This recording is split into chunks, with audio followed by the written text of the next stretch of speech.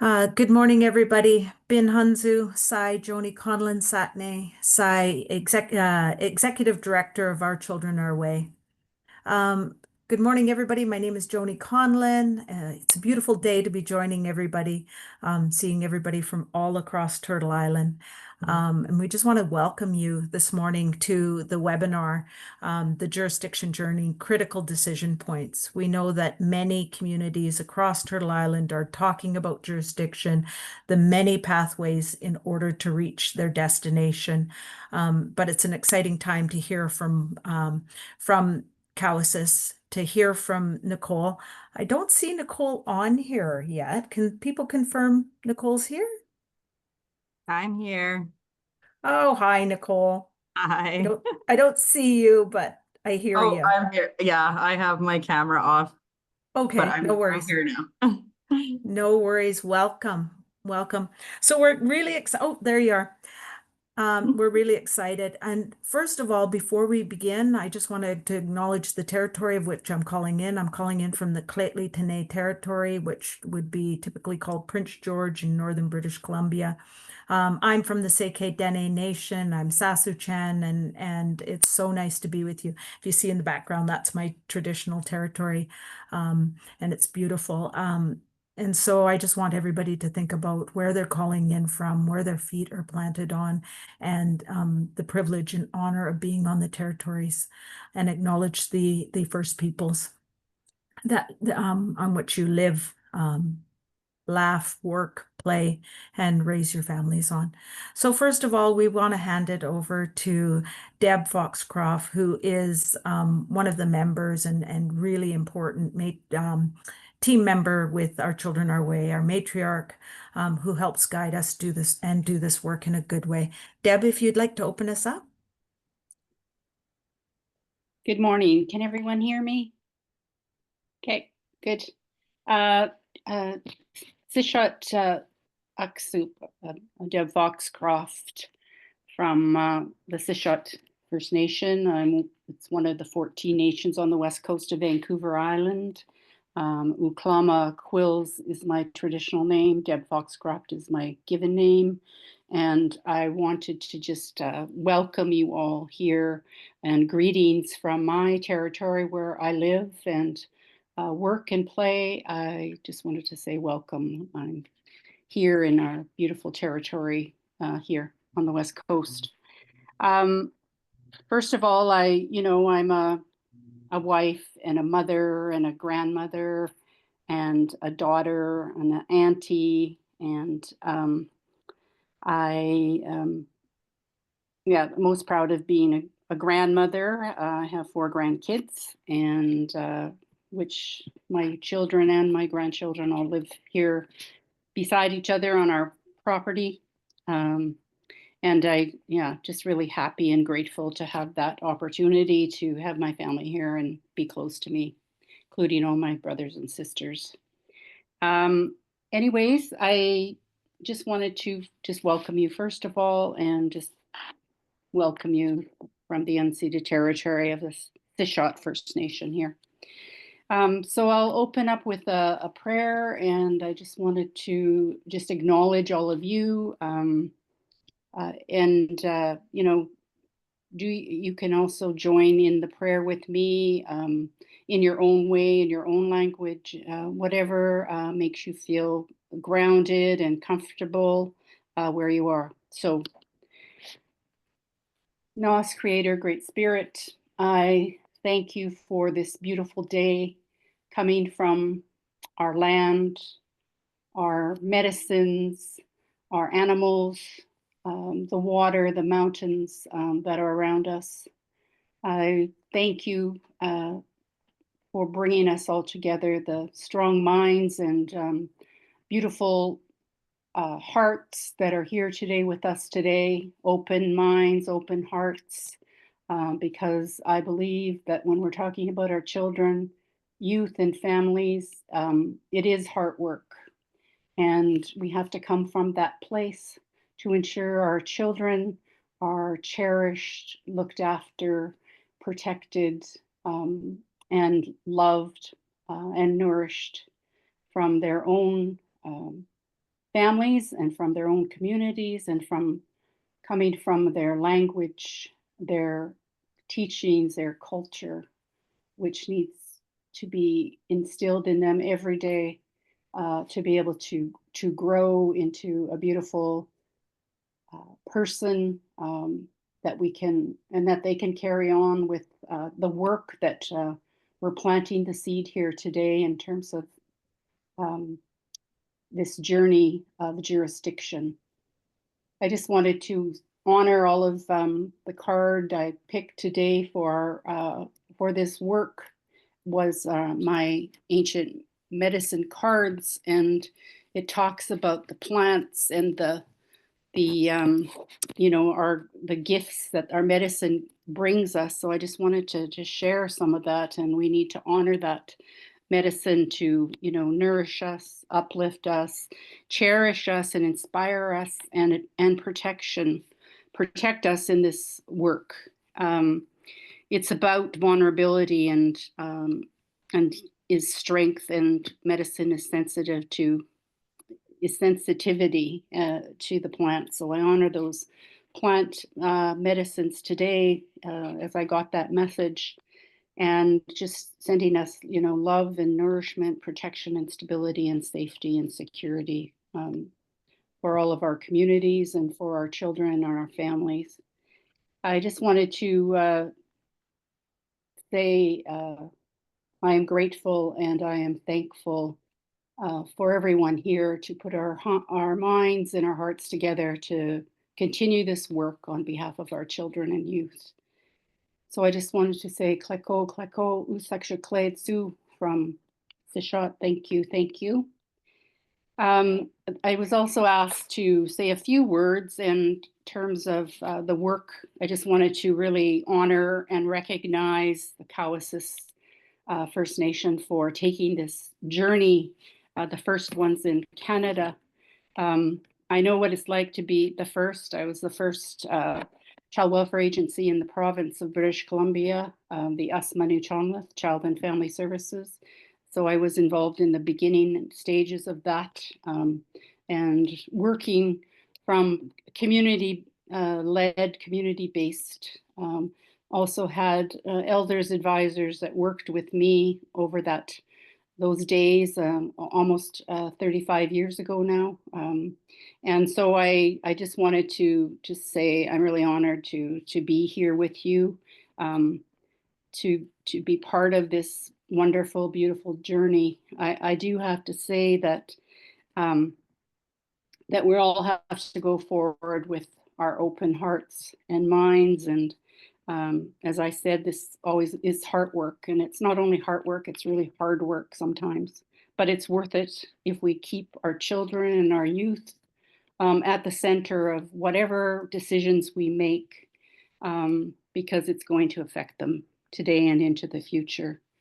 So I believe that we're all change makers here, and I just want you to share your gifts and be the change, because you are all medicine. So I just wanted to say to you right now that, again, just really honored and to be here. And I just want to hold up my hands to all of that wonderful, beautiful work you're doing on behalf of your communities and families, and coming from, the community-driven decision-making, which we've always had that.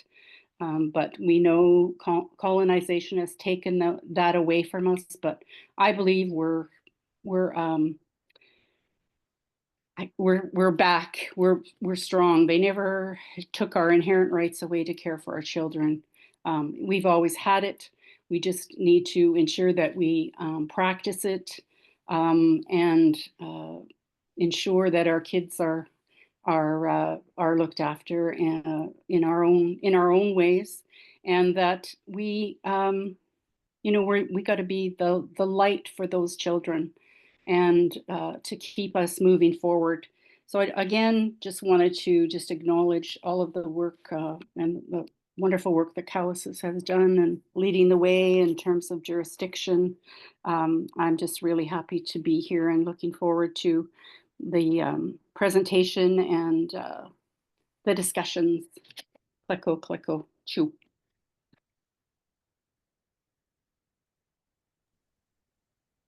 Thank you so much, Deb, for opening us up that way. And just a reminder to always keep our children at the center. And that's why we wake up every morning. And that's why we're all here together to meet. And I think that's such an important message. And the medicine card that you pulled made me think of, at the end of the day, our children and our communities are our medicine. To hear them thriving and to see them and watch them grow to their fullest potential is truly medicine. So what a wonderful way to open us up this morning. I am so happy to introduce our dear friend, Nicole. Nicole is the interim CEO at Chief Red Bear Children's Lodge, where she's leading a dedicated team in the Cowessess First Nation's journey to reclaim its inherent right to care for its children and families. As a proud Cowessess First Nations member, Nicole is deeply committed to supporting the revitalization and transforming child and family services for her people. Working alongside her team to reimagine and redefine what these services should look like for the Cowessess First Nation. Nicole grew up in Prince Albert, Saskatchewan. She faced numerous challenges, including a childhood marked by abuse and trauma. Despite these hardships, she was determined to break the cycle and became the first in her family to graduate high school and the first to pursue post-secondary education. She earned her LPN, her licensed practical nurse designation, and later a master's in innovation and entrepreneurship and business from Queen's University in 2023. Nicole's personal journey took a transformational turn after the birth of her son, who was born with complex medical needs. Struggling to find the care and support he required, Nicole connected with Jacqueline Tischer, who shared her passion for making the world a better place. This partnership led to the creation of Hope's Home, where Nicole became the Chief Operating Officer for 14 years. She began as an LPN and gradually moved into a leadership role, contributing significantly to the organization's growth. Under her leadership, Hope's Home expanded from a modest daycare to a provincial corporation, with Nicole overseeing key operations such as finance, human resources, nursing, and ECE. Nicole's unwavering commitment to children and families drives her work at Chief Red Bear's Children's Lodge, where she collaborates with her team to develop innovative models of care that emphasize prevention, intervention, and community-centered support. Her goal is to create a sustainable cultural framework that uplifts families in Cowessess and beyond. In addition to her role at Chief Red Bear's Children's Lodge, Nicole has received numerous accolades, including CBC's Future 40 Under 40 Award for Saskatchewan in 2016. She holds a certificate in ECE from Sask Poly and is a certified coach through Destination Leadership, Inc. She also completed the Saskatchewan Institute of Health Leaders program in 2011 and is a certified facilitator for color spectrum personality styles. She's a blend of lived experience, educational achievement, and leadership in both health and education. And this makes her a powerful advocate for children, families, and communities, especially in the context of First Nations sovereignty and self-determination. And what an excellent guest speaker we have in Nicole. I'm so excited to welcome our dear friend, Nicole. Welcome, Nicole. I'll hand it over to you. Thank you, Joni. I really appreciate it. I was like, where'd she get that intro? Because that was, I can't remember writing or who wrote that or whatever, but yeah, I don't know if Amber sent it to you guys, but hi everybody, I'm Nicole Cook. I guess I don't need to introduce myself too much because Joni did an excellent job of it. So you guys already know where I stand with my passion for children and community and just supporting families so that they don't burn out. I've never worked for social services. However, I did take care of a lot of their children. And so I seen the family breakdown into, the child going into the care of the system. So some of the things that I'll be talking about today is really just the journey of Cowessess, and from the start of the journey when I left Hope's home, and just some of the bumps in the road of what we've been going through with Cowessess First Nation. So I'm going to share my screen here and just get right into the presentation. There it is.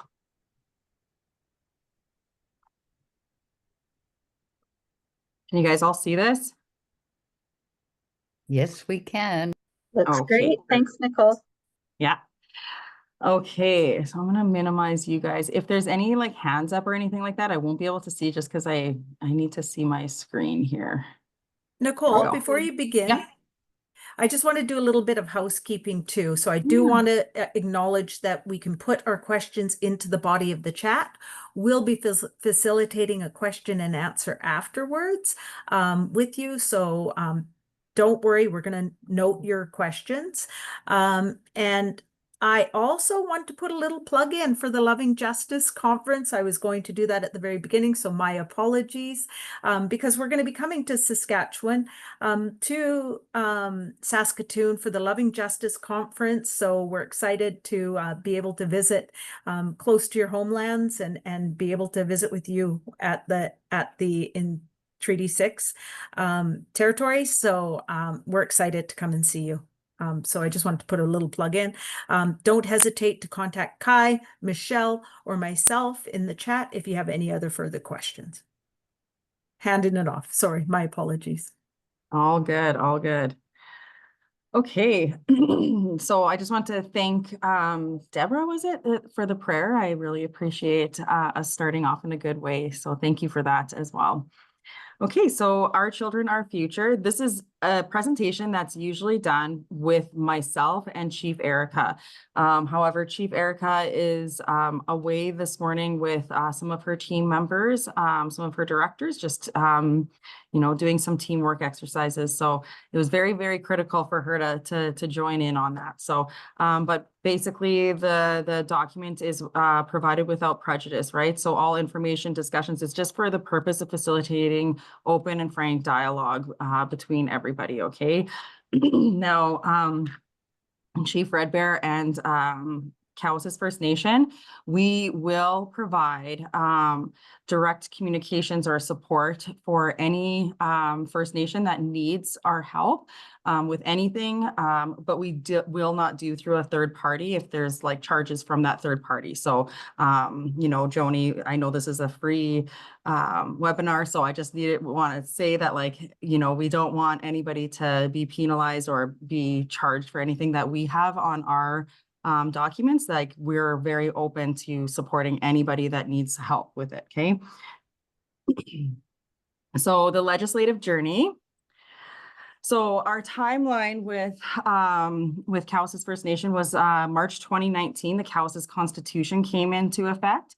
July 2019, Bill C-92 was passed, and then January 2020, the Miyo Pimatisowin Act was done.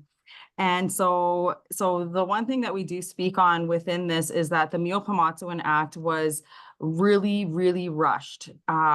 Basically, we had an external consultant that came in and started the whole process, and Chief Cadmus wanted it, he gave it to this person on a Thursday, and then he needed it by like Tuesday, I think. And so this woman that was in charge of it, I remember because she was calling me, she was very stressed out.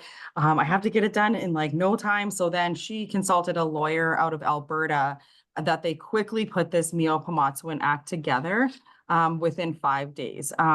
So that was really, really rushed. And, we like to give people, suggestions that you need to take your time when it comes to your act or to your law. We do have some things that we are going to be changing about the Miyo Pimatisowin Act. And I will outline that in the next few slides. So April 2021, Chief Red Bear Children's Lodge came into the picture. That is when we launched our website. We had a launch kind of like, not a launch party, but basically we had everybody just like opening ceremonies and stuff like that for Chief Red Bear Children's Lodge. But when we opened, there was no policies, no procedures, no service model, no nothing. So, but I believe that the intent was to push it as quickly as possible, to start those discussions and to move it along, because when it's in the limelight, I guess that's, you know, it kind of puts a little bit of pressure on the government. So, July 2021, the coordination agreement, was signed, and that is when Justin Trudeau and Scott Moe came down to Cowessess First Nation, and they signed off on the coordination agreement. Literally, it was pushed. We have somebody working with us that's from our Canada table, and we onboarded him to help us through this whole process. But he was around at that time, and he stated that even Canada pushed it so quickly, and it was done within 6 months and signed off on for the coordination agreement. So it was very, very rushed. Everything was very rushed.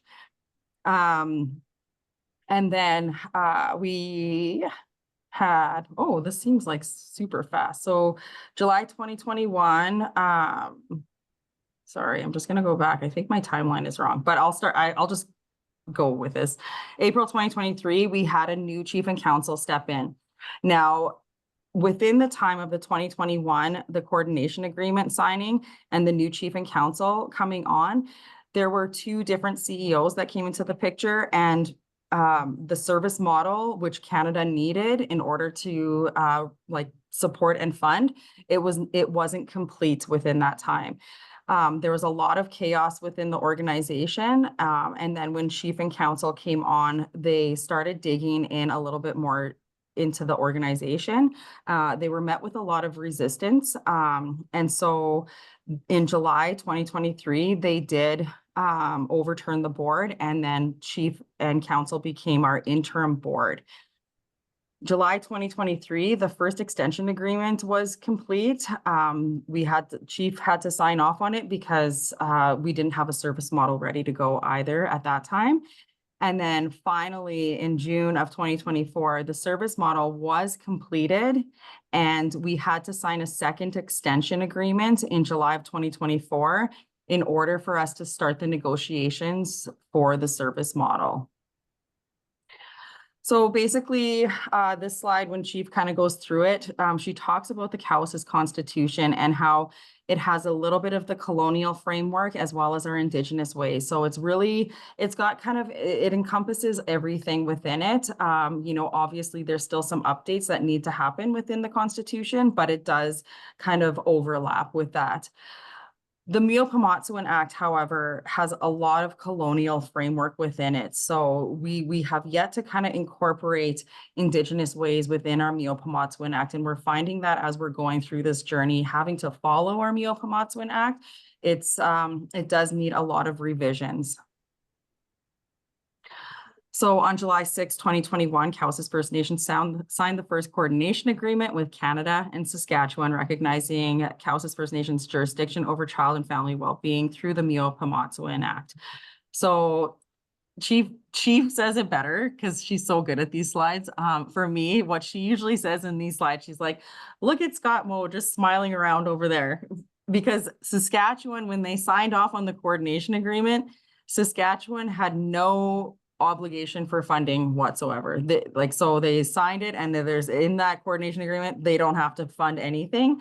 And Canada, as we're going through negotiations, they are pushing us to get funding for other things, like for provincial, from the provincial government. So basically any urban members, they will give us this like bridge financing for our service model, but we have to negotiate now with Saskatchewan in order to achieve that. So that's been a very big discussion when it comes to our coordination agreement.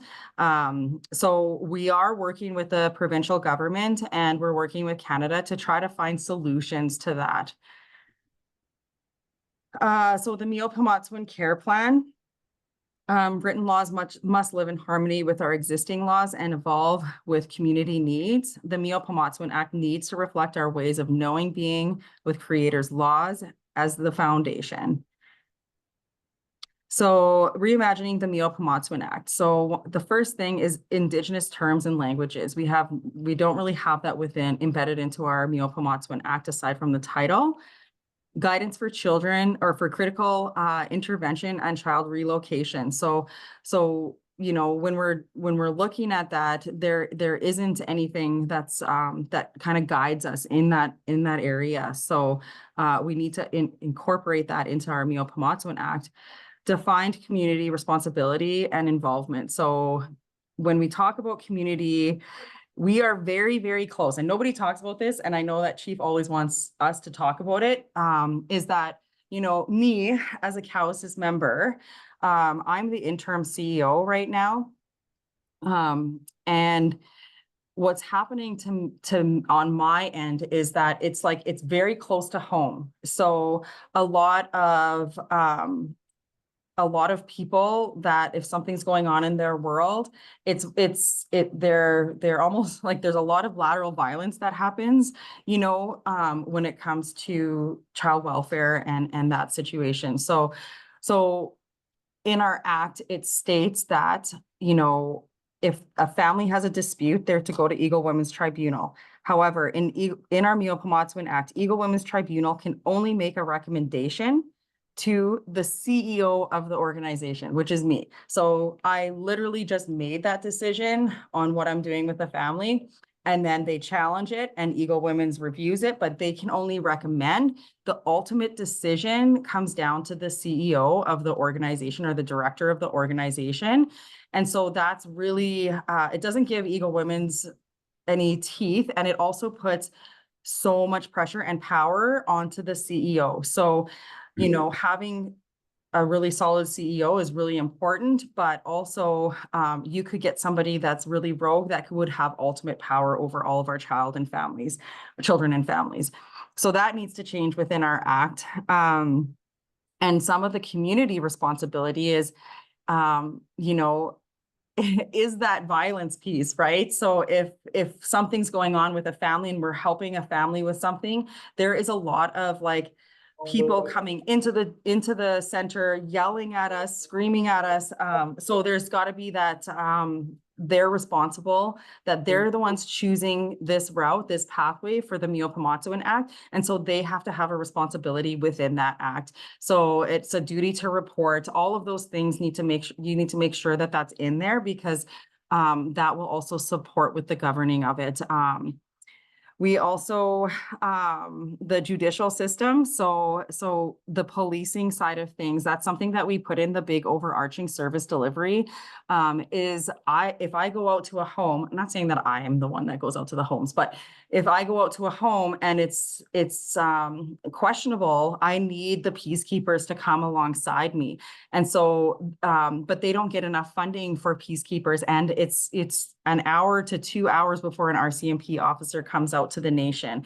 So we literally need security with us in order to protect our children. So that's something that's in the service model, but it's also something that's getting cut off and pieced out, or trying to get pieced out, that, oh, well, go to justice for that funding, right? But that is very critical to the success of the organization and the success of oversight for your children, especially on the nation. What else? Oh, wait, there was one more thing over there. A focus on child well-being for the deep-rooted family wounds, right? So just a lot of our, you know, if we're onboarding a lot of our own members, you know, you have to be careful because they might still be going through their trauma as well. So it's a lot, it's very, very close to home. So that's the main message here is, you know, the family dynamics. If I onboard somebody, they know that family inside and out, or they could be friends with this family. And so just be careful with that. So the Canada negotiations, I kind of spoke a little bit about that. Okay, I can actually talk more about that. So I did talk about how they're kind of piecemealing together our Canada and our negotiations. So when we first started out, the service model, how it all went down was there was, you know, the chief and council, Then there's a board of governors. And so the chief and council passed off to the board of governors and the new CEO to design and develop a service model that's really strictly for Cowessess people. Now, the board of governors didn't have all Cowessess members on it, nor was the CEO at that time a Cowessess member. And so it was a lot of pressure to actually have on that CEO to design and develop something that will oversee all of our children. That should have came from the community, the service model with chief and council, like somebody kind of leading that service model for everybody. Then that service model gets given to the new board of governors so that they have a strategic vision to follow and to implement for the new CEO. So what happened and where our bumps were is, it was given to the CEO to design and develop. And so you have a CEO that has a completely different direction. And then we got another CEO that had the very opposite direction. So it was kind of going all over the place with our CEO. But with the Canada negotiations, we weren't even able to open up our coordination agreement. So that was something in our coordination agreement. Only the province and Canada could open it up to discuss and rediscuss it, but Cowessess couldn't even open up their own coordination agreement. So that's something that we discussed about, opening up our coordination agreement and actually re-looking at everything and making some big changes within that coordination agreement too. We've been in negotiations with Canada since June of last year when the service model was complete. And like I said, it's been back and forth, tons of briefing notes on what does this mean? What does this mean?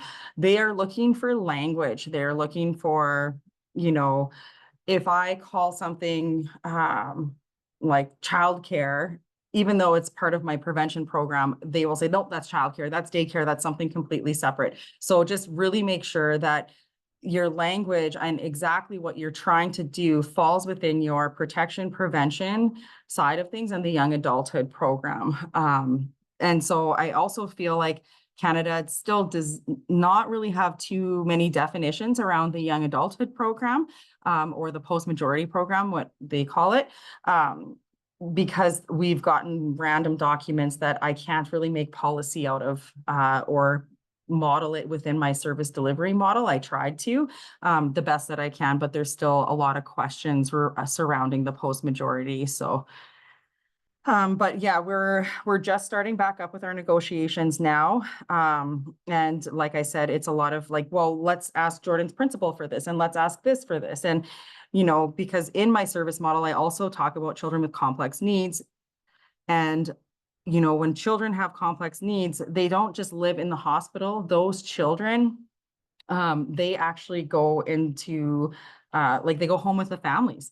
They go home with the families. And so a family has to learn how to manage a tracheostomy. And then if those kids get placed in foster placement, those kids will get managed by Hope's Home, someplace that I used to work at, right? Where they still need nursing support. So I added that in to my service model because those kids are out there. We have a good chunk of them from evaluating who our children are. And they say that that's health related. You have to ask health or you have to go to Jordan's principal in order to achieve that funding piece for those nurses. So, our service model is really robust and really well-rounded, but it's starting that I think Canada was under the impression that it would be the exact same as what they fund to the province, and it's not. And so I don't think that they were prepared to see that it's not going to be the same, because if it was the same and we get the same funding, then it still wouldn't work because what are we doing this for? We're trying to do something completely different than what we've done in the past or what social services has done in the past. So I'm still fighting the fight. I'm in those meetings. I actually have 2 members of Canada coming at the end of June to actually sit down and go through my detailed project and my detailed budget. And so when I designed the service delivery model with the team, I went into even just what it would cost for one house to have Laura's disposal. It is so detailed, that budget, that it's in this 50 to 60 million range, right? And so just be aware, do those budgeting pieces, it's really, really critical because The other thing that the province isn't allowing us to do is to utilize their resources. So if I have children that are in Ranch Airlo, which is a high needs space, the province of Saskatchewan block funds those beds. And so once we assert jurisdiction, they said that we can't utilize their resources. So then I have to design and develop all new resources for children that they have block funded beds for. So it's kind of messy right now. So Chief Red Bear Children's Lodge launched April 1st, 2021. Chief Red Bear Children's Lodge was named through traditional ceremony under the Miyo Pimatisowin Act. Chief and Council appointed a board of governors to determine strategic direction and to find a leader for the organization. The vision, a healthy, proud, vibrant nation where all children, families, and future generations achieve wellness from their connection to home fires. And the mission is in honoring our nation. We are committed to holistic, traditional, culturally based healing model that serves our children and families. Okay, so I think I kind of sort of started talking about this, but starting the journey, the establishment of the Board of Governors were appointed in 2020, and the first CEO was hired. Sacred Wolf Lodge, which is our healing home, it turned into a family healing facility operated by CRBCL. There was no policies attached to that. So the policy that was developed for it prior to it turning into Sacred Wolf Lodge was for a teenage youth program. And so the CEO did put a family in there. She was pressured, I think, from the community to put in to do something with that building. So she did put a family in there. In 2021, actually, that's when I started. There was no computers, there was no finance department, no HR department, no nothing. I just kind of walked in, and the whole organization was still under CFN as a little department. And so in order for us so Chief Cadmus wanted us to branch off because we needed to be our own entity. So in the Miyo Pimatisowin Act, it says that we aren't supposed to be we're not supposed to be incorporated.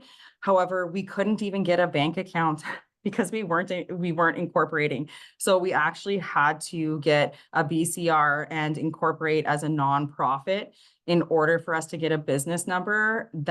That's what I could use in order to develop and design the HR, the finance, the whole operational pieces that usually come with an organization. And the website was designed at around that time.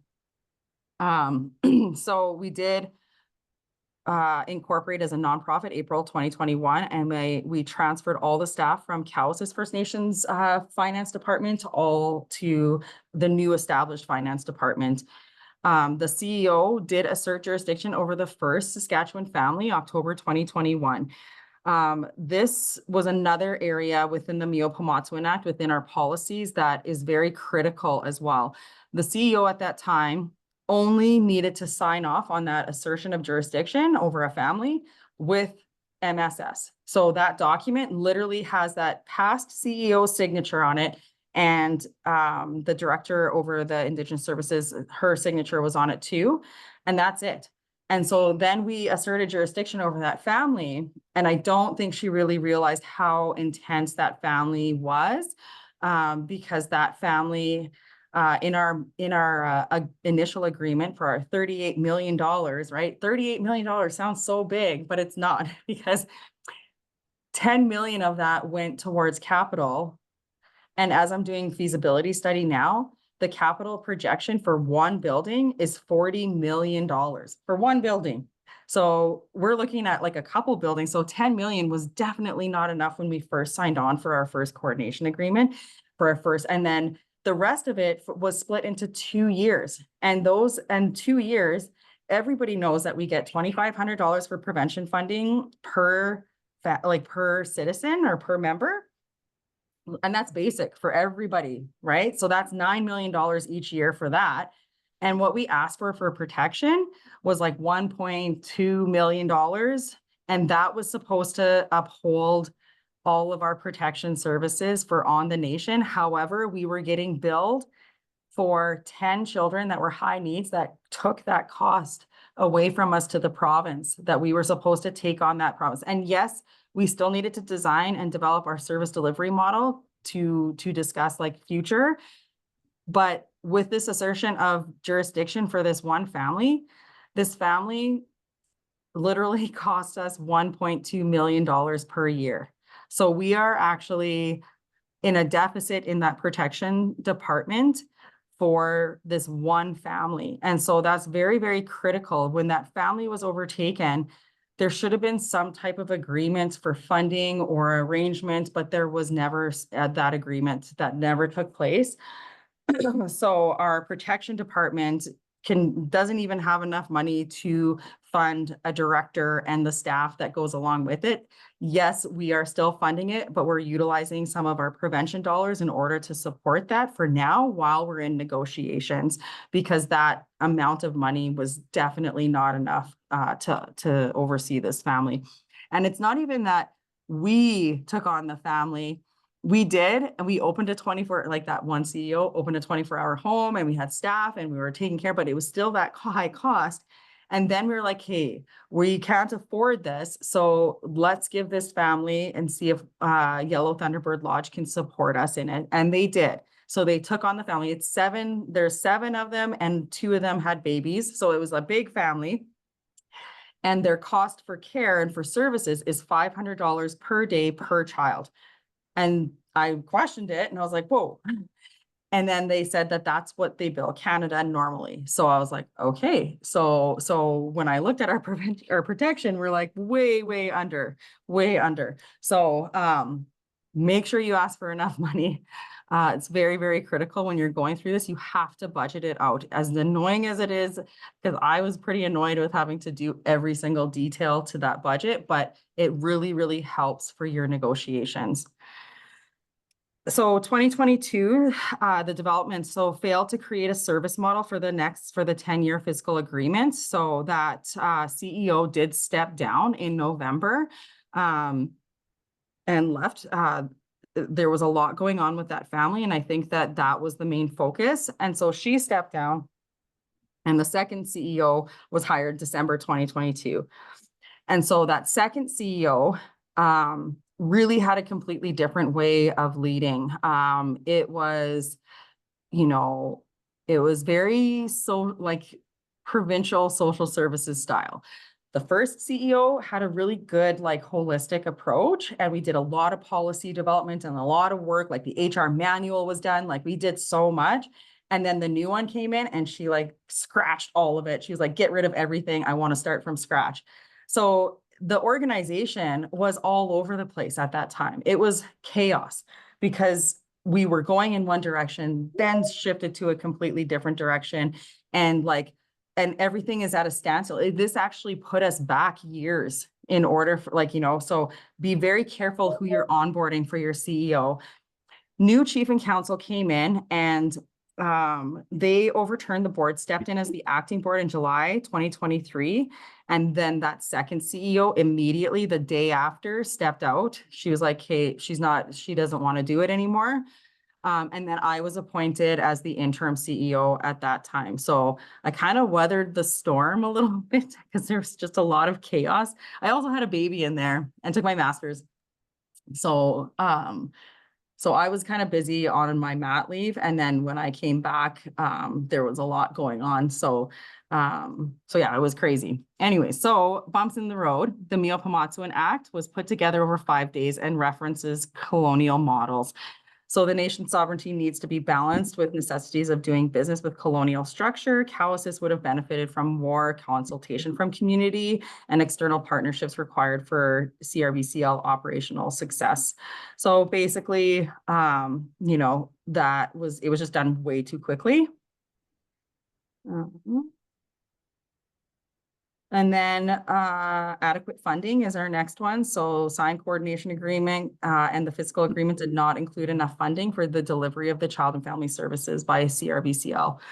And so when jurisdiction was asserted over that first family, the CEO at that time did not secure any additional funding. So that cost us. Divided efforts. So Chief Red Bear independently developed prevention programs and services to serve our families without connection to the existing CFN department. So there was almost like there's women's group for Chief Red Bear Children's Lodge, and then there's a women's group for the Cowessess Health Department, and just a lot of overlapping of programs. So now we collaborate on all of it. So that was a very, big eye opener not to double do programs, right? So we're not doing that anymore. And the change in leadership, right? So 2 CEOs have come on board. They made major changes to the organizational structure and left without notice. Their unplanned exits resulted in unfulfilled obligations, and it impacted our culture, our structure, priorities, staff turnover, like so many things happened within that. And leadership is a team effort, and it should not be left up to one person. The leadership team and frontline staff have collectively uphold the mission, values of Chief Red Bear Children's Lodge. Leadership must be trustworthy, and all positions need oversight and accountability. Onboarding, training, succession planning, and accountability for the CEO are integral. So that's something that people have talked to us about.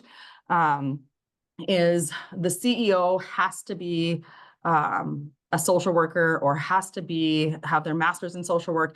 But sometimes, and that was our past 2 CEOs, they didn't understand the operational side of a whole organization. So just be aware of that and make sure that somebody that you're getting into the organization has a really good broad view of what the finance department needs to look like, what budgeting is, what human resources practices are, like just that they know how to run a whole organization. Because, as a licensed practical nurse, I overseen Hope's Home for 14 years, and I overseen registered nurses, but it's because I had the people with the expertise in those positions.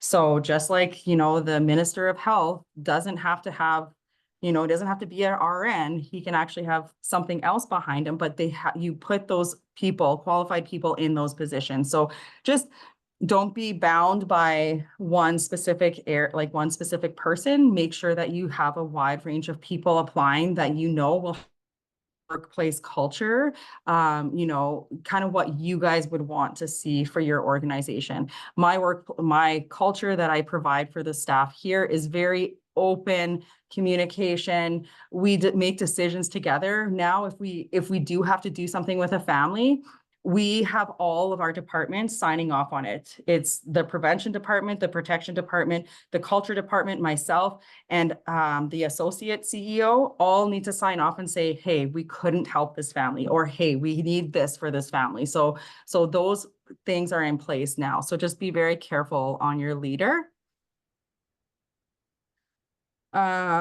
So Chief Erica Bowden and the new council were elected April 25th, 2023. After an organizational review, Chief and Council took control of CRBCL governance for the benefit of Cowessess children and families. And as I sit here, and some people might be like, well, Chief and Council shouldn't be overseeing this. And absolutely, you're absolutely right. They should be pretty far away from this for liability and all of that. However, I can vouch that it needed to happen. It really needed to happen to actually develop our service delivery model that comes from the people and council to give direction to the board, not the other way around. So continuing the journey, we're on a new path with new priorities. So we're laying the organizational foundation, actively collaborating with other departments and connecting with the community on things. So our children, our future is what our service model is called. It's a self-determined child and family service model governed by Cowessess law. So I'm just going to explain how the service model came to be. The past 2 CEOs prior to me, they came in and they got external people to come in and to design their service model that and that's fine, but it never got complete, right? The membership wasn't happy, people just weren't happy with that. And so when the CEO left, the last CEO left, I was sitting there with the team and I'm that constant for them. And I'm like, you know what? We don't need anybody from the outside to do this. We have enough information from all of our, community engagements, from our discussions, from, basically flying the plane while we're building it. So let's take a shot at it, like let's try. I have a girl who's a writer. She's awesome. And so I started drawing on the board.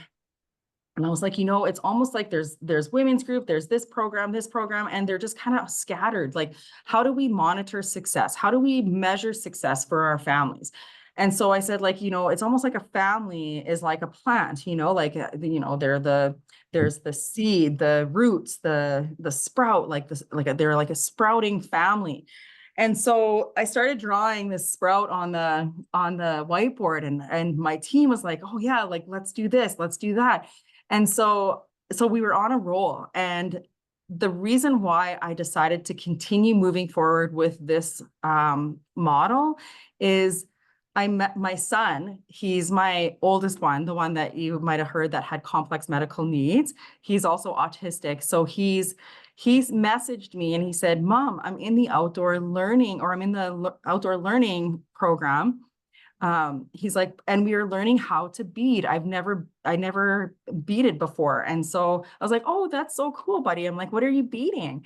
And so he sent me a picture of this little keychain, and it had a little sprout on it. And I was like, oh my God, because he's my special needs boy. He's the one that I have like such a deep connection with. We'll have dreams about each other. We'll be in each other's dreams sometimes. And so, because he almost died multiple times. And so when I seen that he was beading, he's like, Mom, it's a sprout. And I was like, it was in that same meeting. So that is what really drove me to continue on with the service model, with the team, and have everybody's insight into it, right? We're not getting somebody else to do it. Let's just do it. So we hunkered down and we focused for, I think it was November, December, January, February, March, April, May, June, 8 months of hardcore every single day in a document. It was crazy. And so we designed that service model. So the service model goals, I think you guys have already read this, but the key features, and this is my 3-year-old. Well, he's not 3 in this picture, but this is the one that I was on mat leave with. That's Levi. Culturally rooted and integrated, needs-based service delivery model, holistic support, early intervention, and community enrichment.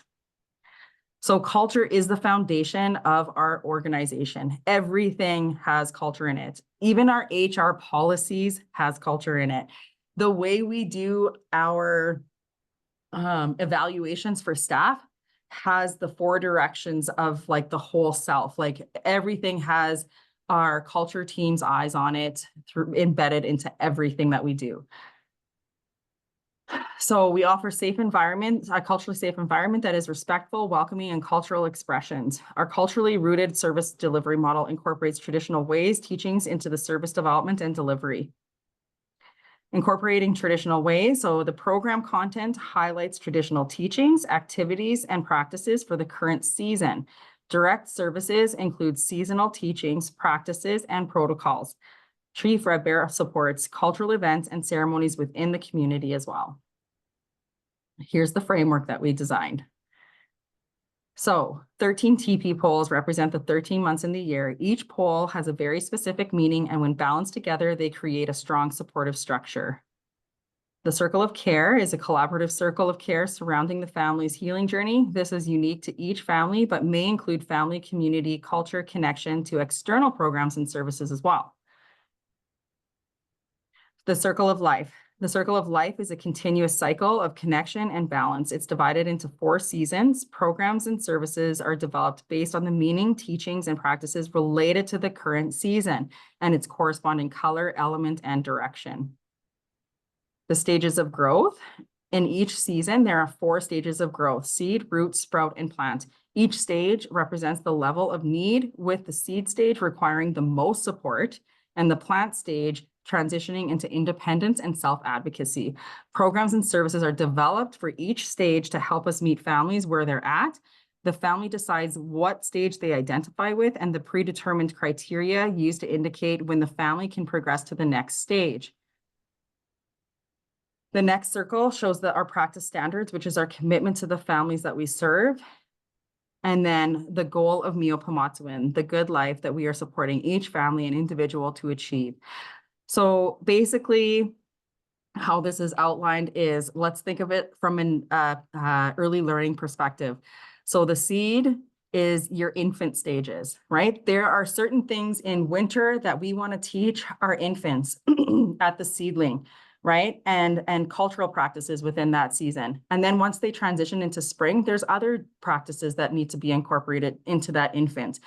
As soon as that infant gets through all 4 of those seasonal changes, they go into the root stage, which is their toddler stage, right? And then they start learning and practicing what they need in that root stage.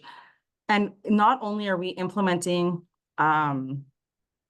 cultural teachings, but we are also implementing the developmental milestones that need to be reached within those stages.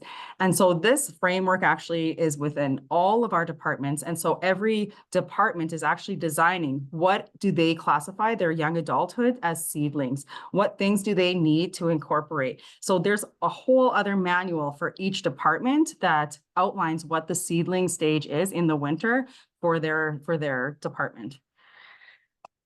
So our service areas: family enhancement, preservation, intervention and healing, and young adulthood. Enhancement are your basic programs, those like, hey, there's a men's group here. Hey, there's a, bead and learn group over here.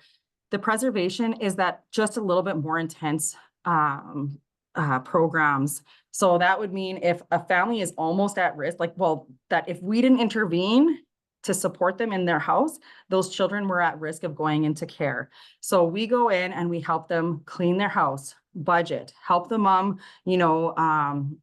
with whatever she needs, help her mow her grass, and just make sure the kids get to school, and, just really do enhanced services for them. That's called our Eagle Nest program. And then our intervention and healing, that is our protection department. We are not at capacity with our intervention and healing because that has yet to be, it is in design phases, but those are the service. This is the service model that we're negotiating with Canada on. So I have bare minimum advocacy in this area and a director coming on board to help with the design work. But really, we're just waiting until this long-term agreement is signed with Canada before I start, growing the organization. Young adulthood is another area. We also have home fires, which is our 24-hour support. Home fires and early learning and childcare are partnered.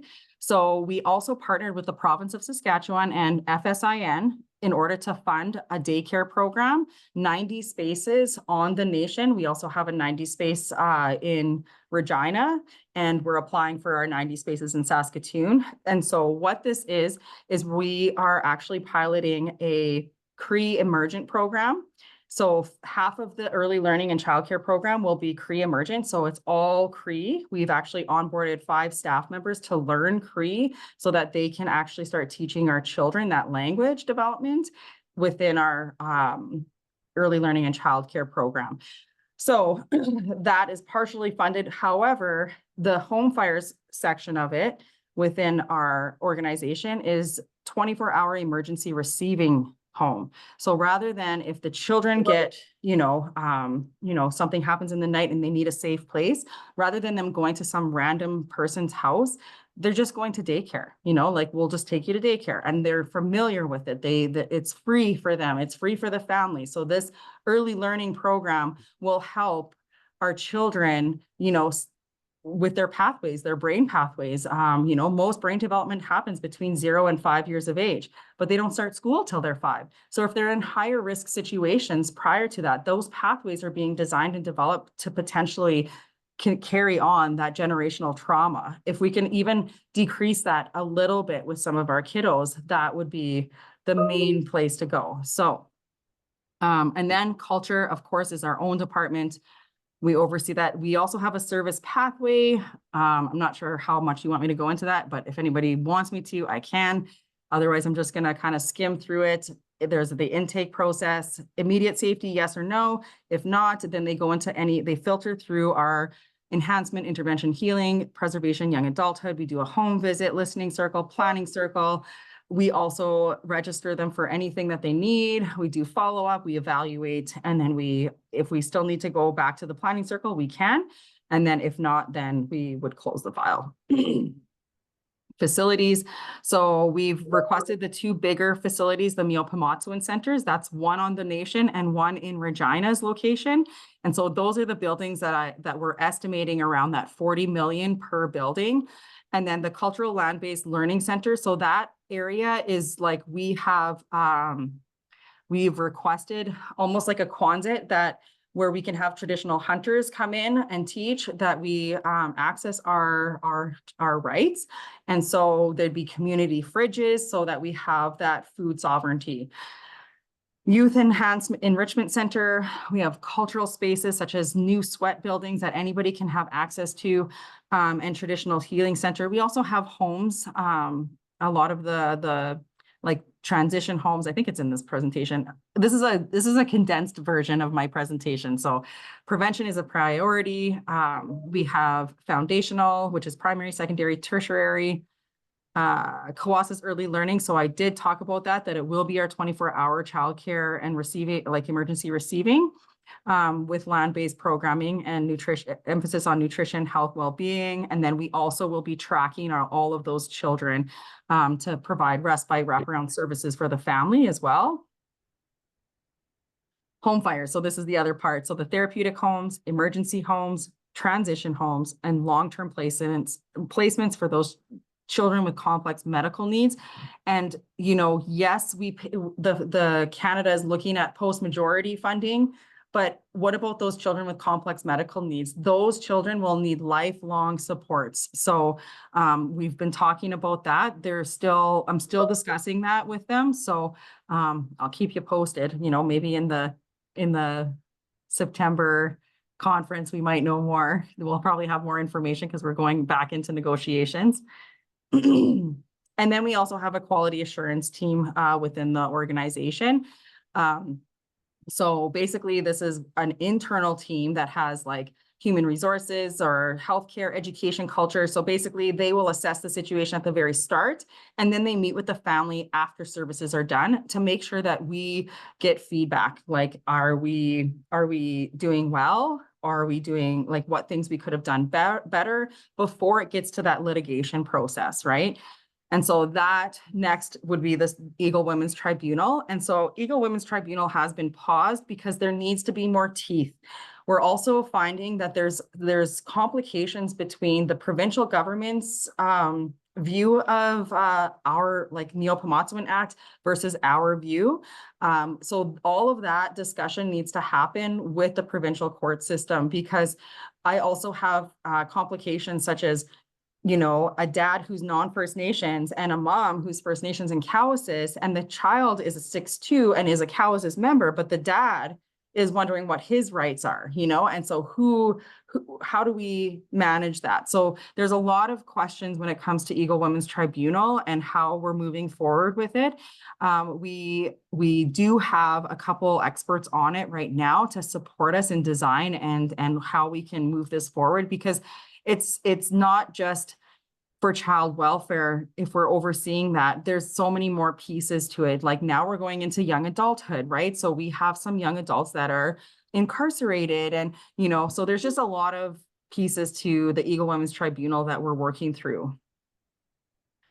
And then our project details, this is super quick. Basically, the project timeline is phase 1, development and capacity building. Phase 2 is growth and stabilization. And so the development and capacity building would be what we're doing now, all of the policies, procedures, like all of that. And then also finding the phase 2 would be growth and stabilization. Like, hey, I need a place to put our children. So I need to find foster placements if I'm not allowed to use the province's foster families. Phase 3 is child transition. Now that might take more than the couple of years. I'm assuming it will, because I've spoken to social services about it, and it will take a lot of time. We are going to do this very slowly, very like, you know, so that it's not affecting the families and the children. And then phase 4 would be expansion into other provinces. As we're doing all of this, we're still at a minimum viable product. So we are still you know, building the plane while we're flying it, basically. So our main service areas that we're currently offering is culturally integrated prevention programs, support for families in need, advocacy for for involvement with the CFS or court systems, post-majority support. We're supporting safe housing, cultural support, early learning and childcare. And then in our operations, we do have the structures, policies, quality assurance, data tracking, analysis. All of that is still ongoing. Oh, that's it. That is it.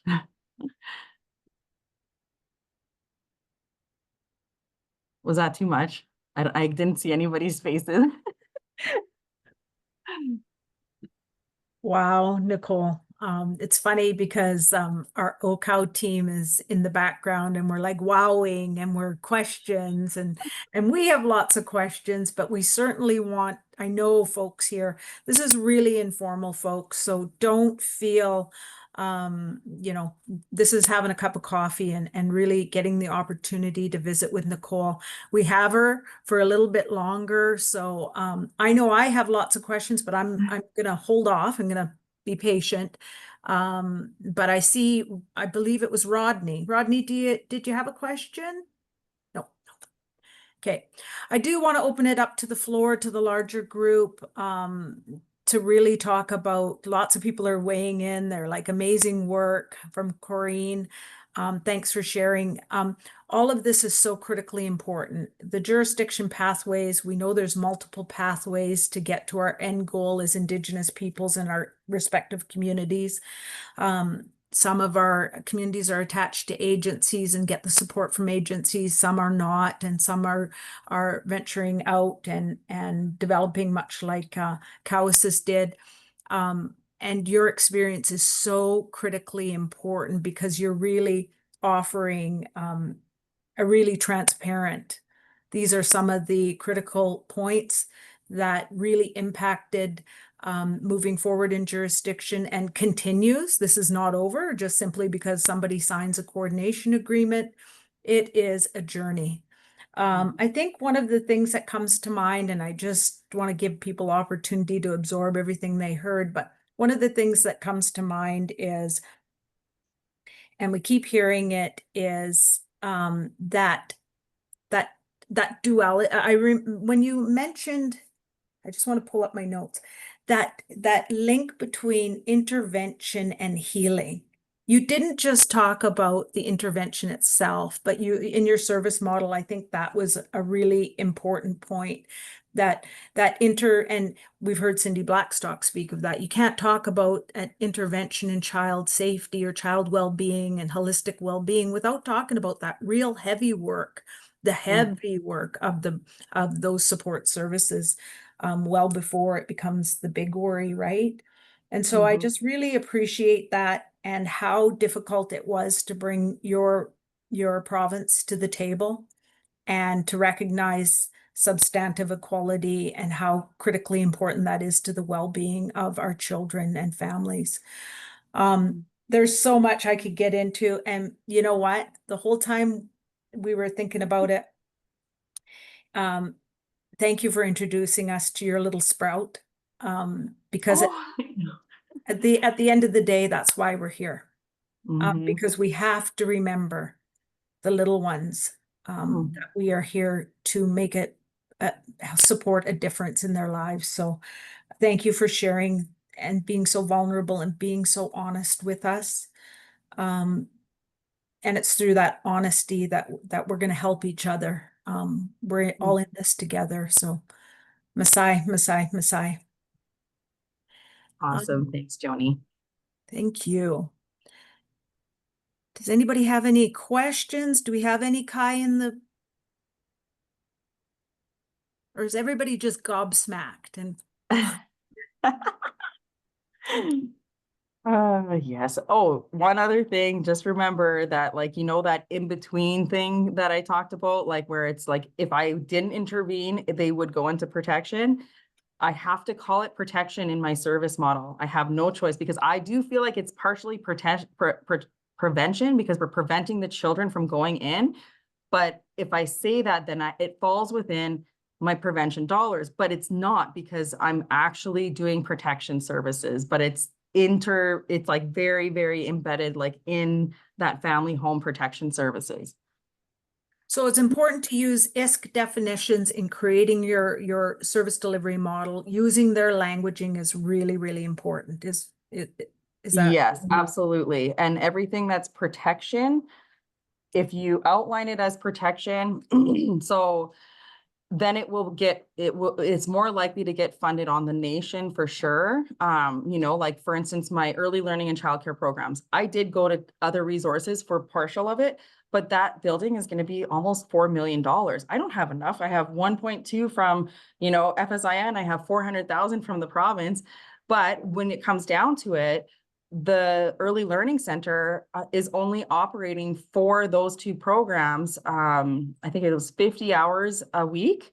And then, but the 24-hour portion of that is 120 hours or 118 hours is what the emergency receiving. So able to like separate that and be like, hey, well, your portion because of the hours of operation for the same location is this amount, right? So it really supported, that's how I'm going at it, right? It's like, I'm trying my best. I am like one to find funding, but I need it to, I don't like to piece things together because that takes up too much resources. It's like, oh, I'll go to Jordan's Principle. You know how many people I need in order to apply for Jordan's Principle? Like that's annoying. Anyways, Jackie, I think you have your hand up. Oh, yeah, Jackie. Thanks, Nicole. I just first wanted to acknowledge the immense amount of work that Cowessess Nation has done to be in the place where you're at now. I think the points that you've raised just highlight the complexity, but also the thoughtfulness that Cowessess is taking in this transition and approach. And also really love that little seedling. I'm curious, I was looking at the slides and it looked like the sort of actual transition of service delivery from Saskatchewan to Cowessess is thought to take place in 2031, I think. And I'm just curious if Cowessess is like through the involvement that you're having through the delivery of the other services, that sort of full suite of prevention type services that are happening now, starting to have conversations with Saskatchewan around what that transition planning process is going to look like and how to do those transitions in a really good way. Yeah, absolutely. So those discussions they're in the works right now. So we have a whole team that's focused in that area of discussion on how we're going to transition the children.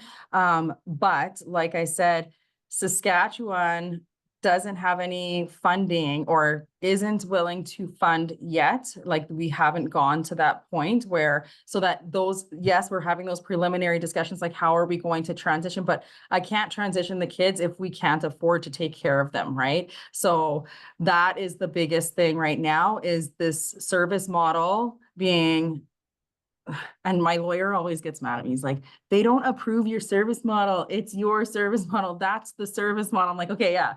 But the approval of the funding for the service model that we have, which is a higher end, like it's like a Cadillac version of, a service model. Like I went all out for our kids. Like I had to, because they deserve the best.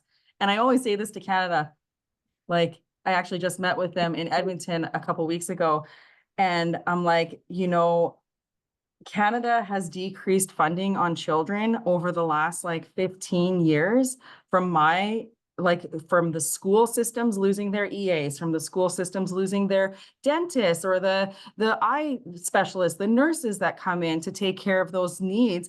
And notice how much it's affected today, how much mental health is out there for our young kids, suicide attempts, like all of those things are happening now because they took away from the children. And what are we doing? We're crisis managing now, which is awful. Like, if you really want to make a difference for our future, then invest in our children. That is the biggest place that you could put the most money, because they will be our future. They are the ones that's going to say, hey, are you going in a home, or are you going to, what's your lifestyle going to look like in the future, right? They're the future. So we need to start focusing and investing in them. So, yes, to your question, we have started those discussions, but I'm really pushing for the service model first, and then that's when it's going to start moving forward. If you look at our audited financial statements, this is another note. I do, as a nonprofit corporation, I make sure that there's audited financial statements. So I have last year's up, but I have the year before, and I'm just throwing up the next year, end of year. Audited report. And so with that, we are over in our prevention dollars. And I know, I'm not sure what Canada's trying to say to me about prevention dollars, like utilize that, you can move money around, blah, blah, blah. But okay, this year, my prevention department didn't utilize all the money, but next year, I have no idea. Those dollars are designated for prevention only. And so I am refusing to use those dollars for that, because that's messy, right? It's not okay. I'm using those dollars because I don't know what next year's going to look like. I don't know what the year after that is going to look like, because we're small right now. This could get bigger and bigger and bigger, and those families are going to need more and more support. So audited financials, they're posted. But definitely, Jackie, I'm waiting for Canada to be like, okay. And then I'm like, okay, it's go time, and that's when I start onboarding all of those people, because I'm not going to do that if this service model isn't approved yet, right? Or not the service model approved, but the funding that goes along with it is not approved. Then why would I start growing something if I have to look at my budget, what I'm going to be growing to?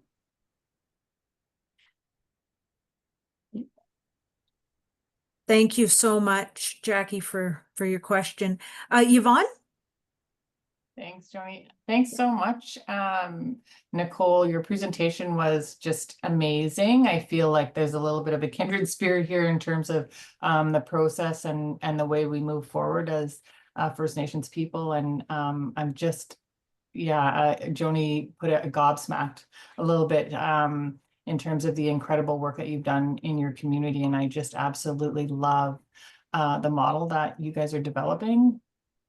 I'm curious to know about the capital projects that you mentioned. I think we're definitely seeing that in BC, the cost of these capital projects, buildings, in order to implement these programs and services in our communities is significant. And we're getting quite a bit of pushback from Indigenous Services Canada. So I'm curious to know what that experience has been for you and your team in trying to move those capital projects forward. Yeah, absolutely. So it all comes down to your feasibility study based on your service model, right? So if your service model has A, B, C, D, E, F, G, then when you're doing your feasibility study, that actually showcase, they're like, actually, this is the type of building that will support A, B, C, D, E, F, G, right? And so that's where it'll showcase. But that service model is the main Bible, so to speak. So when we designed the service delivery model, I had capital projections that were outlined with cost, square footage, all of that. And then I also referenced what part of the act and what part of my service model it incorporates with. So that was so they can't dispute me on that, right? So this relates to this in the act and this in our service delivery model. So that is just super outlined for them. They're like, oh God, because I'm a spaz like that. I like it to be perfect. So, but other than that, service model, make sure that your service model references your law, which references your needs, basically. Yeah. Thank you so much, Nicole. And have you guys made it past the feasibility study and to design it? We are just finishing our feasibility study for both. So we're doing 2 buildings at once right now, and then we're going into discussions. Thank you. I know for the South Coast Nation, we're 6 communities. So there's 6 projects moving forward at the same time. And we're really struggling with them getting to move past feasibility into design. And at the end of the day, That's it harder. boils down to the cost. Yeah, it is harder to go past that stage.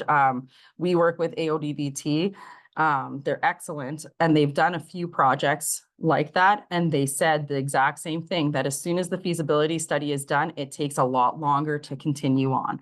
So that's their experience as well. We haven't gotten there, but I'm gonna push really hard because I don't know.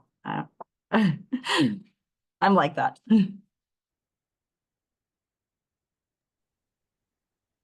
Thank you, Yvonne. We have another question in the chat, and it's from Antoinette. So thank you, Antoinette, for that question. Does this service model operate in a similar manner in BC, so to speak?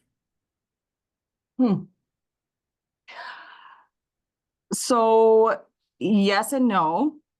So we have onboarded, or we have a posting out right now for Cowessess members in the BC area, like Vancouver. We have one, like wherever our highest membership is. So we have one in Vancouver, one in Calgary, Edmonton. So we have these like navigators kind of posted all over to support whatever's happening in that province for the interim. However, our coordination agreement was only signed with Saskatchewan. So after we do all of this design and all of this stuff in Saskatchewan, we have to negotiate with Alberta, and then we have to negotiate with BC and Manitoba. So it's only Saskatchewan, this one. So, which is unfortunate that we have to negotiate with and do coordination agreements with all of these other areas, but our legal has already sent out notices to those other provinces to try to work with them on, not try, but to assert basically our rights in their areas, and to start discussions right now. Am I ready for that? I don't know. Things are moving really fast here. So, you know, since I got back from mat leave, I'm like, whoa, like so much has happened. So, but yes, we have started those letters to send to different provinces to start that process. When it comes to any of our membership in BC, you know, when I first started like learning about this whole endeavor, I'm like, holy, that's a lot for every single nation to do, right? Like, did they set us up to fail? Is kind of like what I was thinking, like, because that's like, you know, if all of a sudden, like I have Sagame and Pepikassis, and then they are, you know, requesting the same type of things. And, you know, it just seems like there's so much.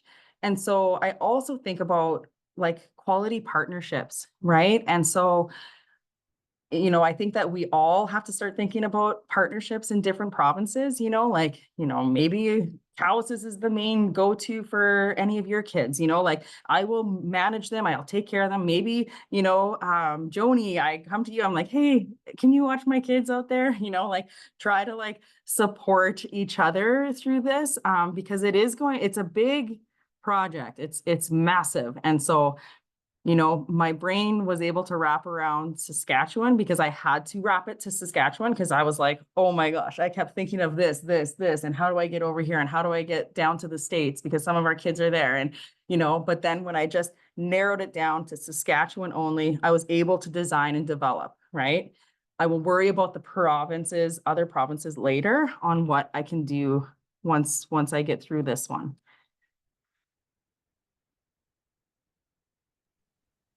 Does a membership need to be treaty, or can other nations proceed? I don't know. Okay.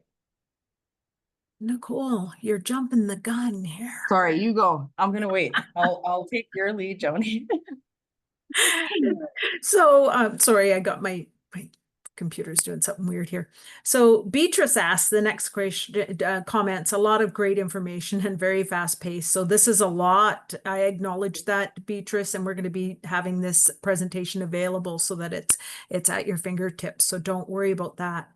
I have a question regarding your phase 1 to all the way to the 4th phase project timeline and budget negotiation considerations for those entering into coordination. Do you have a budget outline template to share with others? Yes. Working through this transitional approach, also, have you calculated the coordination agreement funding terms and recalculated the per capita funding formula? Sorry, bear with me. To be higher than the 2,500 per member? Would the per capita formula be more like 500 per day per per members. 7 members. Yeah, per 7, yeah, members.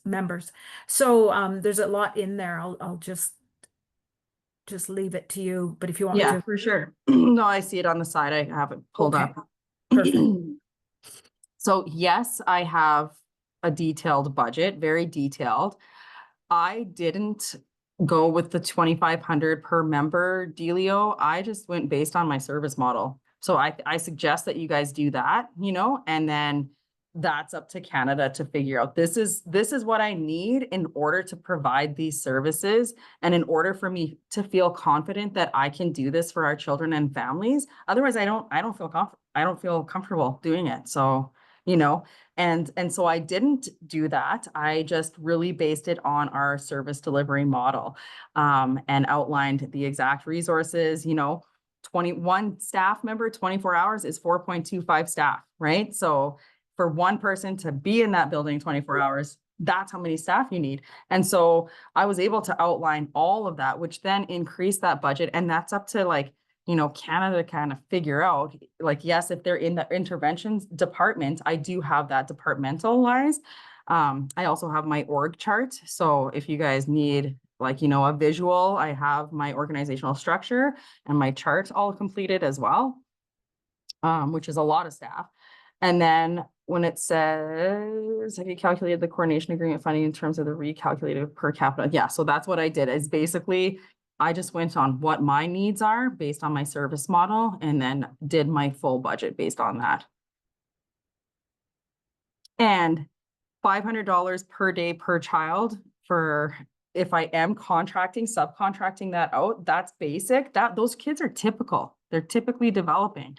You know, when I worked at Hope's Home, we charged upwards to $1,000 per day per child for a child with complex medical needs. So, and then I know that the Ranch Airlo, who takes high behavioral children, they're upwards to like $1,500 a day per child. So you really need to outline and find out what children are in those facilities, how much are they paying for those kids, and really outline, you know, this is how much it's going to cost, because you will need to design your own resources as well, right? So, yeah, it's easier for me to say, hey, Ranch, can I get a bed for this kiddo, you know?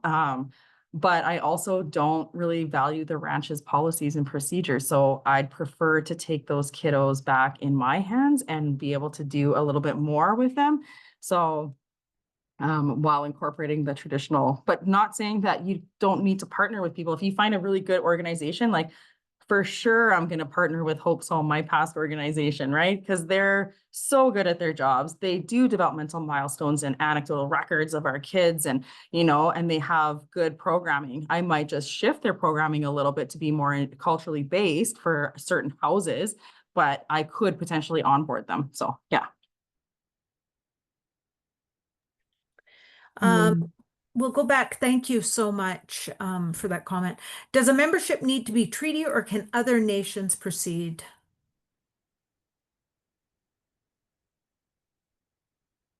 I don't know that, Joni. Do you? Yeah. So maybe actually I'll get Antoinette. Is she on here? Just to clarify, because I'm making a few assumptions before we weigh in. Is Antoinette on? Oh, there's Antoinette. Hi. So it's a question, because if that was something, the avenue that our nation was to go down, then we are not treaty. So is this something that a non-treaty nation can go down that path? You know, I do have Kevin here. He's my Canada guy who is our table lead. He's literally in the next room. Do you want me to ask him? Sure. Yeah, okay. I'll just call him over. We'll let Kevin answer it, but Okay, thank you. do you want the Joni unfiltered answer? No, just kidding. Thanks, Antoinette, for all those comments. Feel free, folks, to weigh in. Maybe, oh, she actually left her. She's going to look for the answer for you. Yay. But of course, British Columbia is unceded, unsurrendered territory, and lots of communities already are starting their journey towards their coordination tables, started their coordination tables, and so that it's definitely yeah, there's pathways for for non-treaty nations. But there's Kevin. Hi, Kevin. You're just joining, a national webinar. Not to let you put on Oh, the thank spot. you. Welcome, Kevin. Hi, what would you, I was just in another room. I'm on secondment from Indigenous Services Canada, if Nicole didn't introduce me. What would you guys like to know? Well, I was just wondering if a nation is non-treaty, if they Yes. chose to go down this path, then does it matter if you're treaty or non-treaty to No. go down the path?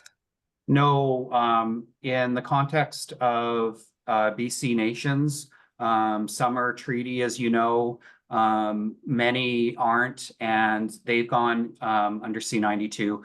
Previously, a couple of years ago, I was the table lead for Stahelis, and they were under C-92 as well, so not being treaty.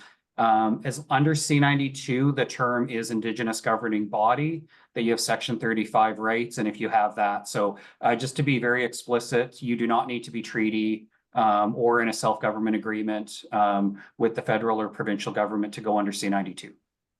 Okay.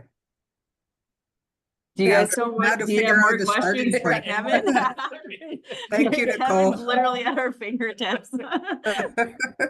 Don't leave so fast, Kevin. I know.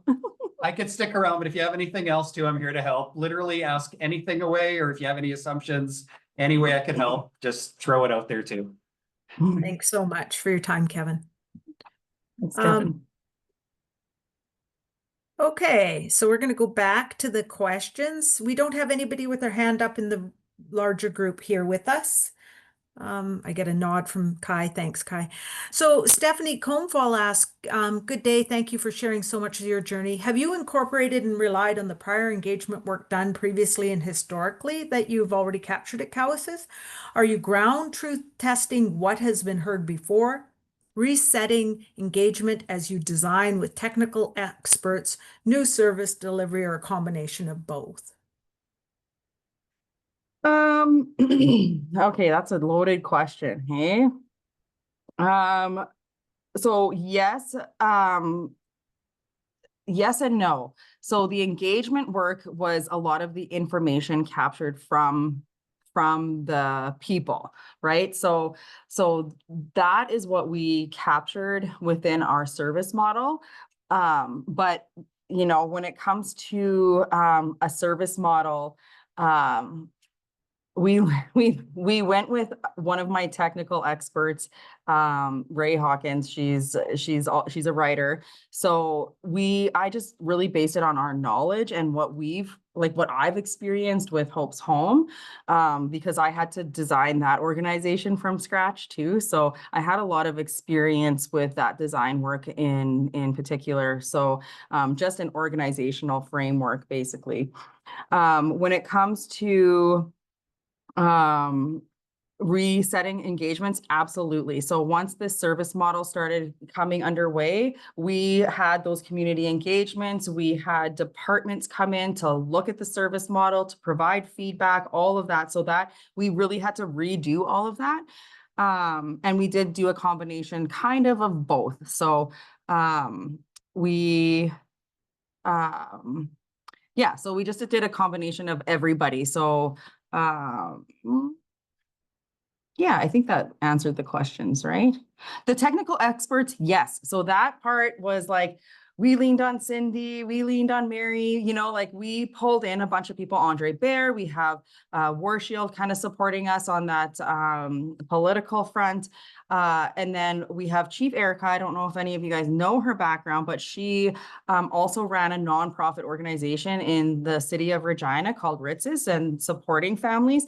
So even just having her brain and my brain meshing, because she understands operations, she understands like the technical side of things, it really supported all of us. And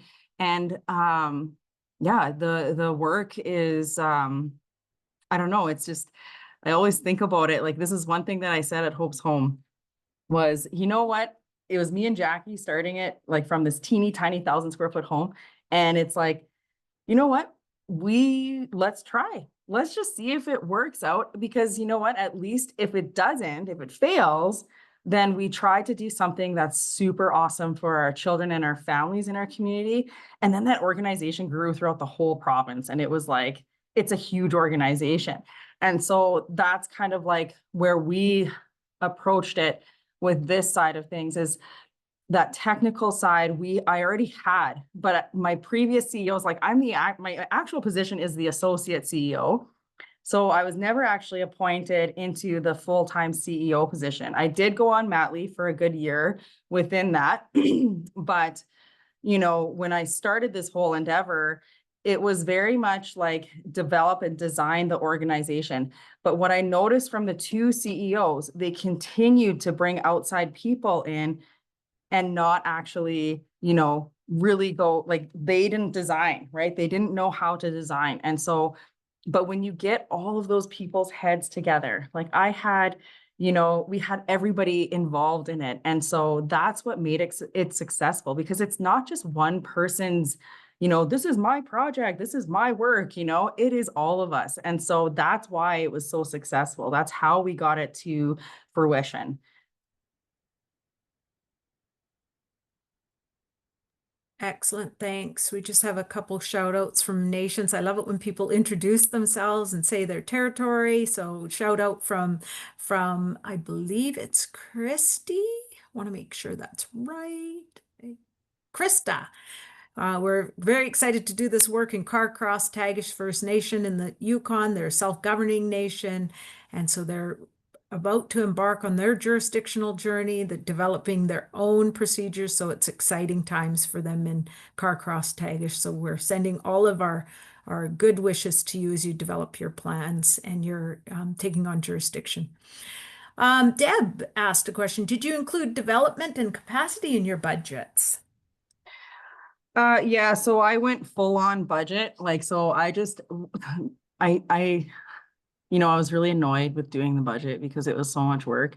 So the way I actually designed it, I'm just giving you my little secrets, but what I did was I gave the full on budget.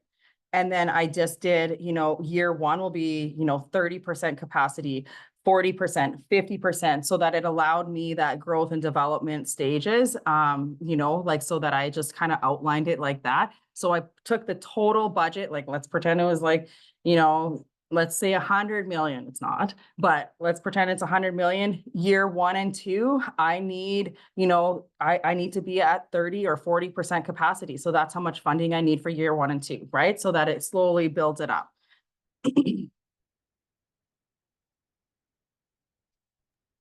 So a phased approach to the work. Yeah. Yes. Yes.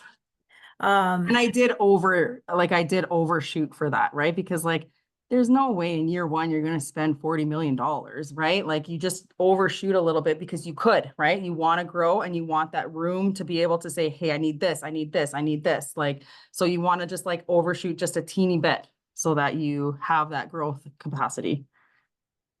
Yeah, and I mean, some of the what we're hearing from some communities is building that capacity, building that recruitment and retention on the ground is challenging. And so you need to have the budget ready to hire these folks, but you might not get to your North Star right away, right? And so that Yes. takes time. And with that Yeah. flexibility And it funding. allows you to build a contingency fund, right? So there's ways of like, you know, of course, you're going to talk to your accountant about it, right? Like, I have my CFO, he's awesome. So discussions about like, hey, in year 1 and 2, what's our actual ability? And then what could potentially be the full ability, right? And then if there's a little bit of an overture, then we put it in our contingency fund. We are a nonprofit. Nobody profits off of the dollars that are there. They're allocated and set to be part of prevention or whatever, right? So it's not a profit. And I'm not an overspender. I don't like to just like spend on random stuff. Like,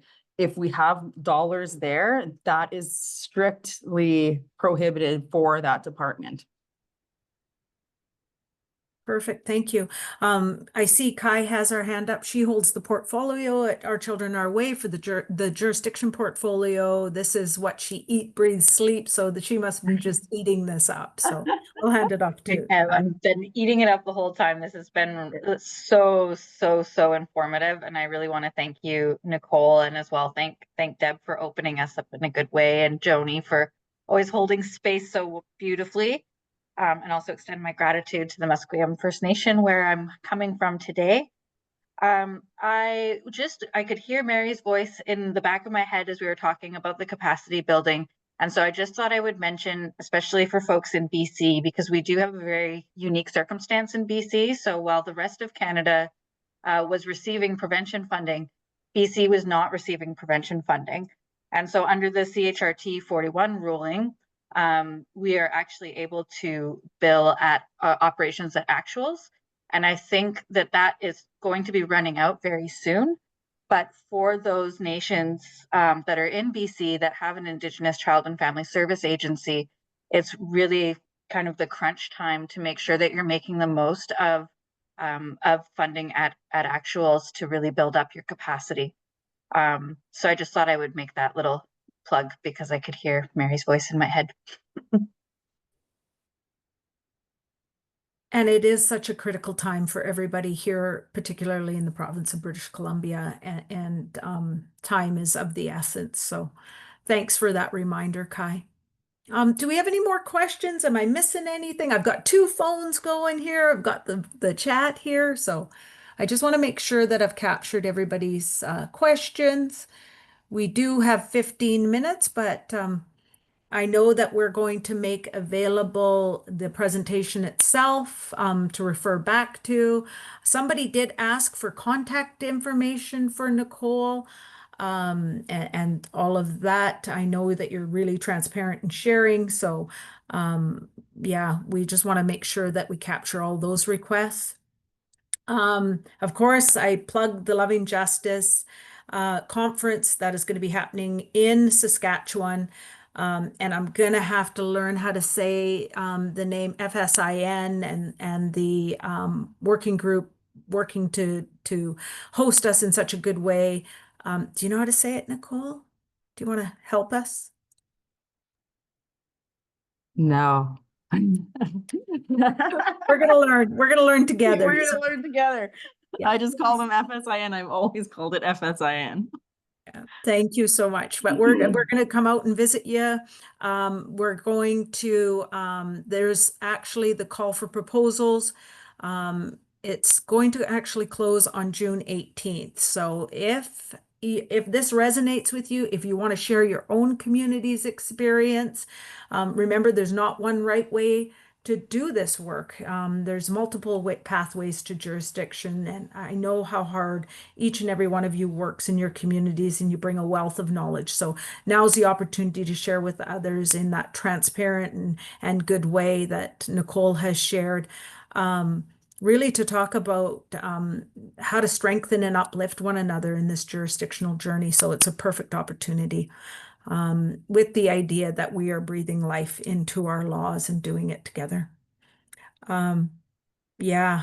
And then also, we just want to highlight that we're also, the First Nations Caring Society is going to start hosting Jordan's Principle webinars. They're going to start on May 27th. That will be webinar 1 of 3, so it's important to register now. And so lots of webinars coming up, and I know I'm getting texts like we need to have other communities jurisdictional journeys highlighted. So we're going to put that with Kai and see if she can come up with more webinars such as this. So Nicole, we can't thank you enough for sharing not only all of the hard technical work, but also your heart with us. You've been a very good friend to all of us, and you've always been open and willing to share. And thank you. We think of your little sprout, and thanks for sharing that.